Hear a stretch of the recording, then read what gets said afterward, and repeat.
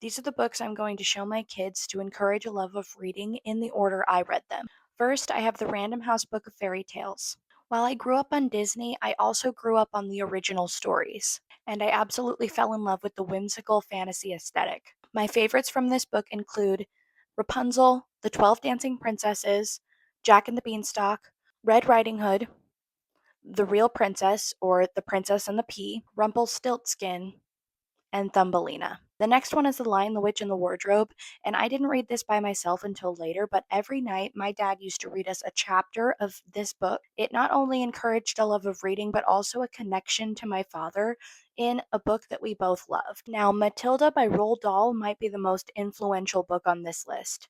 Matilda is the first book I truly devoured on my own. As a reader, I almost immediately saw myself in Matilda in second grade when I read the book. At the time, I didn't know that I was also using books as an escape, but I soon realized that Matilda became my comfort story. She overcame what she was going through by building a world around her that wasn't like the real world. Now, this is a big jump, but I spent a lot of time reading lots of other kid friendly books before I read this, though I did read this in fourth grade, which could be a bit controversial, but you can take that up with my dad. This book is amazing. I was taught so many things through this book, mainly the intelligence of children that is often overlooked in our society because not only is Ender a genius, but he's also still a kid. People underestimate him. And I often felt this way when I was younger. So that is one that I absolutely love and cannot recommend enough. The next one is Harry Potter and the Sorcerer's Stone.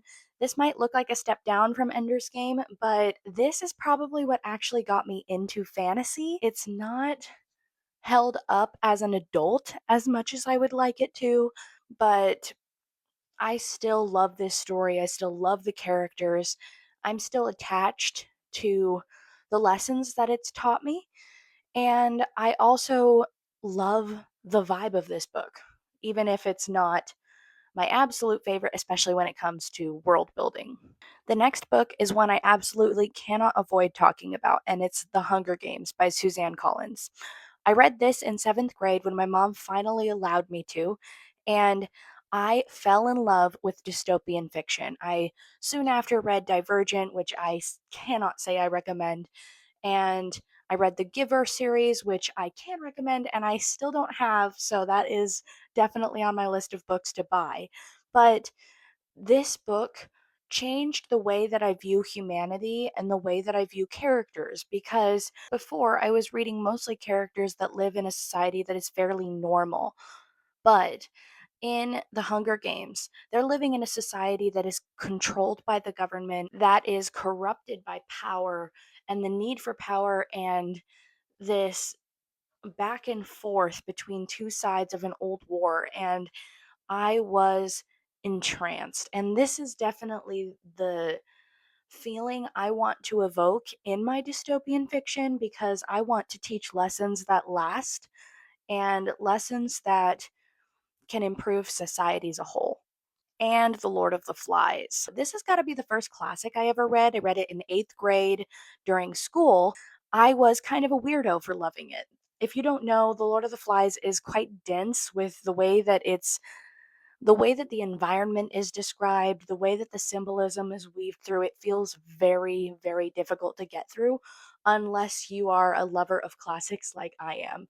I genuinely could not get enough of this book. I analyzed it to infinity, and I still do that when I read classics. In fact, it's what taught me to analyze fiction no matter what kind of fiction it is. I will always be grateful to that teacher for showing me this book. Now, this next book I also read in eighth grade. It's Percy Jackson and the Olympians. I love the way that Rick Riordan portrays ADHD. I do have some of the characteristics, so it was pretty easy for me to put myself into Percy.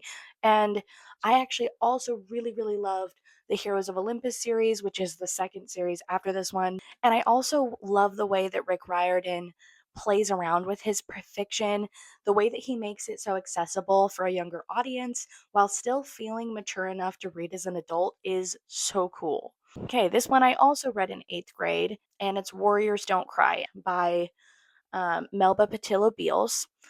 And I was so deeply heartbroken by this book, and it helped me to really understand the magnitude of racism in US history.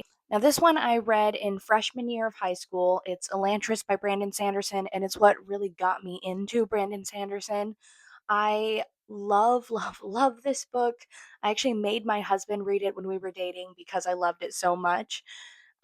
It is also what got me into epic fantasy. Yes, I did read The Lord of the Rings, but it was mostly because I had already watched the movies and I really wanted to see it in a book form because I loved books. This is the first epic fantasy I read and absolutely loved in the form of a book first. I have read now almost everything he's written. I can't say that I've read everything, but I've read almost everything. The second to last book is a historical fiction, and it's The Book Thief. This book absolutely broke me. I think it's the first book that truly made me contemplate death, contemplate war, and I had read The Hunger Games, but until I had read this book, I didn't truly connect the concepts of war and how it affects people into the real world. And The Book Thief is just such a good look into that. It's so heartbreaking, but it's so good. It's so, so good. You need to read it. And the last book I have on here is East of Eden by John Steinbeck. It is the second classic that I ever really truly loved. I was reading this for AP Lit, though I'd never actually got to take AP Lit because it contradicted with choir. I love East of Eden because it's a look into human nature and the way that it passes down through generations and how it affects human society. The way that he explores psychopathy and toxic family dynamics is insane. I loved, loved, loved analyzing this book, loved reading this book just for the sake of reading it. And honestly, I do need to read it again. Anyway, that's it. Thank you for listening to me rant. Hope you liked it.